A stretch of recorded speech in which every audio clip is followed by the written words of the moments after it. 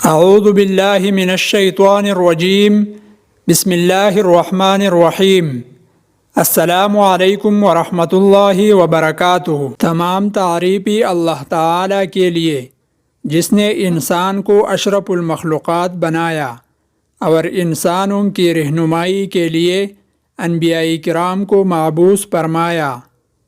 انبیاء کرام کو اللہ تعالیٰ نے اعلان نبوت سے پہلے بھی ایسے اعلیٰ پاکیزہ اخلاق، معجزات و کرامات عطا فرمائیے۔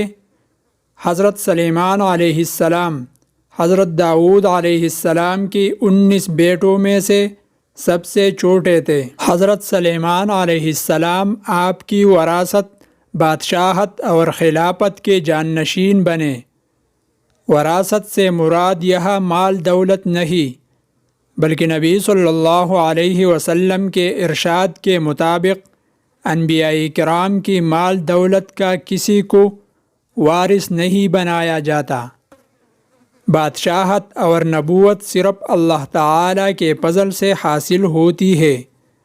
سلیمان علیہ السلام کی اللہ تعالیٰ نے بہت تعریف بیان کی ہے کہ ہم نے ان کو دین بھی دیا اور دنیا بھی دی۔ پیارے دوستو، حضرت سلیمان علیہ السلام کو جیسی دنیا ملی نہ ان سے پہلے کسی کو ملی، نہ ان کے بعد کسی کو ملے گی۔ حضرت سلیمان علیہ السلام نے اللہ تعالیٰ سے دعا مانگی کہ یا اللہ مجھے ایسی بادشاہت دے جو میرے بعد قیامت تک کسی کو نہ ملے۔ تو اللہ تعالیٰ نے سلیمان علیہ السلام کے لیے ہواؤں کو مسخر کر دیا اور جنات کو ان کے تابع کر دیا۔ قرآن پاک میں اللہ تعالیٰ ارشاد فرماتے ہیں، اور ہم نے ہوا سلیمان کی تابع کر دی، اس کی صبح کی منزل 1 ماہ کی اور شام کی منزل 1 ماہ کی ہوتی تھی۔ سورۃ السبا۔ ایک دفعہ سلیمان علیہ السلام نے اللہ تعالیٰ سے کہا، یا اللہ تو نے مجھے اتنی بڑی حکومت دی ہے، میں تیری ساری مخلوق کی دعوت کروں 1 سال؟ اللہ تعالیٰ نے فرمایا، اے سلیمان یہ تیرا کام نہیں۔ اچھا، کہا 1 مہینہ؟ فرمایا یہ تیرا کام نہیں۔ کہا اچھا 1 دن تو مجھے اجازت دے۔ اللہ تعالیٰ نے فرمایا اچھا ٹھیک ہے، کرو پھر۔ سلیمان علیہ السلام نے کانیں تیار کروائی۔ ہوا کو حکم دیا گیا کہ ٹھنڈے ہو کے چل، کہ کانیں خراب نہ ہو۔ دسترخوان اتنا لمبا کہ ایک طرف سے چلتے تو 1 مہینے کے بعد جا کے ختم ہوتا۔ جب کانا تیار ہو گیا تو سلیمان علیہ السلام نے کہا، یا اللہ کانا تیار ہے۔ تو اللہ تعالیٰ نے فرمایا، کس کو پہلے کہلاؤ گے، زمین والوں کو کہ آسمان والوں کو؟ تو سلیمان علیہ السلام نے جواب دیا، یا اللہ پہلے پانی والوں کو۔ کہا ٹھیک ہے۔ تو ایک مچھلی نے پانی میں سے سر نکالا، کہنے لگی، سلیمان سنا ہے ہم آج تیرے مہمان ہیں۔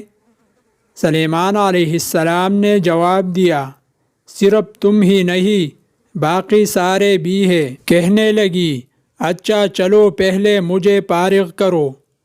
جواب دیا، آ جاؤ۔ مچھلی نے جیسے ہی منہ کھولا سارا دسترخوان نگل گئی۔ کہنے لگی، حضرت کچھ اور پیش کرے۔ جواب دیا، تم سب کھا گئی، اب اور کہاں سے پیش کرو؟